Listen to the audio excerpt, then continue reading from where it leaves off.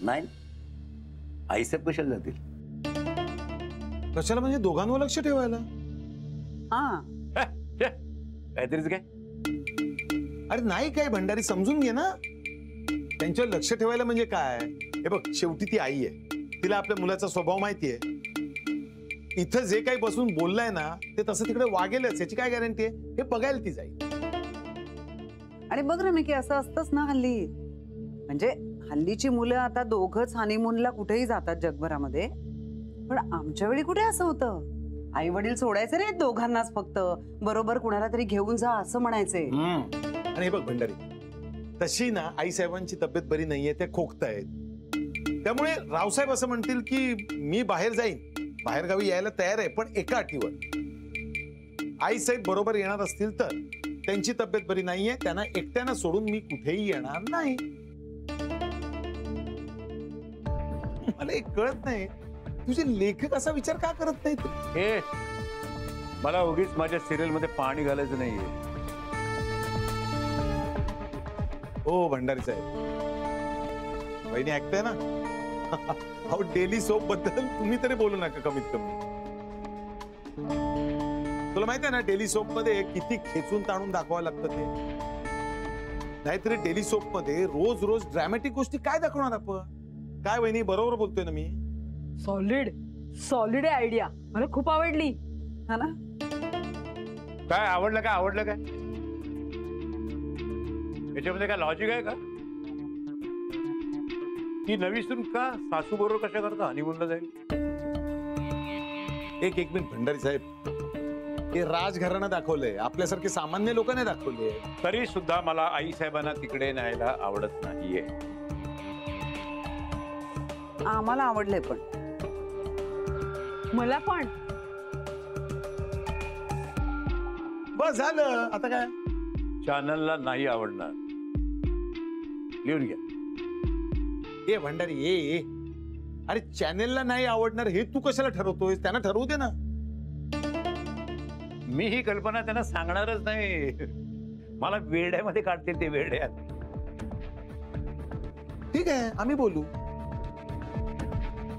मी बोल, एके बोलेल चॅनेलवाल्यांशी. आणि तुला तर माहितीच आहे की माझे त्यांच्याशी उत्तम संबंध आहे.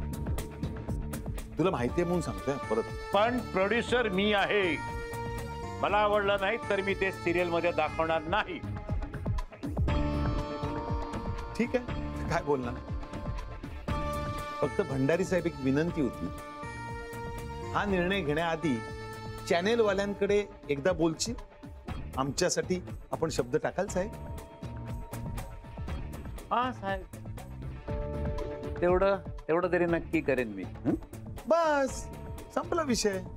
आणि मला तर गॅरंटी आहे चॅनेलवाल्यांना आवडणार नाही असं होऊच शकत नाही. काय bye?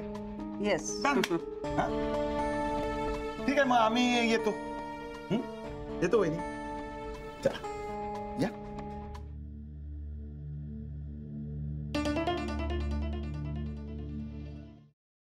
Paneer mushroom stick with barbecue sauce करण्यासाठी लागणारे साहित्य: किसलेलं गाजर, उकडलेला बटाटा, पनीर, तांदूळाचं पीठ, रवा, मटार, मशरूम, कोबी, मीठ, मिरची, कोथिंबीर आणि बार्बेक्यू सॉस. कृती: प्रथम एका बाउलमध्ये किसलेलं गाजर, उकडलेला बटाटा, कुस्करलेलं पनीर, मटार, मशरूम, हिरवी मिरची, कोथिंबीर, कोबी, मीठ आणि तांदूळाचं पीठ घालून सर्व एकजीव करून घ्यावं. तयार मिश्रणाच्या स्टिक बनवून रव्यामध्ये घोळवून गरम तेलात तळून घ्याव्यात आणि सर्व्ह कराव्यात.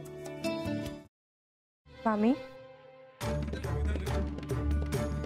कोणता भक्त हाक मारतो आहे? ध्यानात इतके मग्न आहात. बाणाईला भेट घ्यायची आहे देवी. वाटलंच मला, ही अस्वस्थ असणं स्वाभाविकच आहे. तिच्या दृष्टीने हे सारंच गोंधळून टाकणार आहे. अशा वेळी तिला तुम्हाला किंवा मला भेटावं असं वाटणं हे स्वाभाविक आहे. नमस्ते अंकल जी, वो हमें आपसे. कशा करता आलास तू इथे? विकीची चारी करायला? काय समजतो काय स्वतःला तू? अरे आजारपणात माझा जीव वाचवला म्हणून घरातल्या पोरी बाळींवर. अरे कुठून कुठून येता तुम्ही, नाही ते उद्योग धंदे करता इथं. खपवून घेणार नाही मी सांगतो तुला. मी फार वाईट माणूस आहे, लक्षात ठेव. पोलिसात देणार होतो तुला. केवळ विखे आडवा आला म्हणून लक्षात ठेवलं, ते इथून दिंड काढणार होतो तुझी मी. मामा, आता आपण काहीच करू शकत नाही.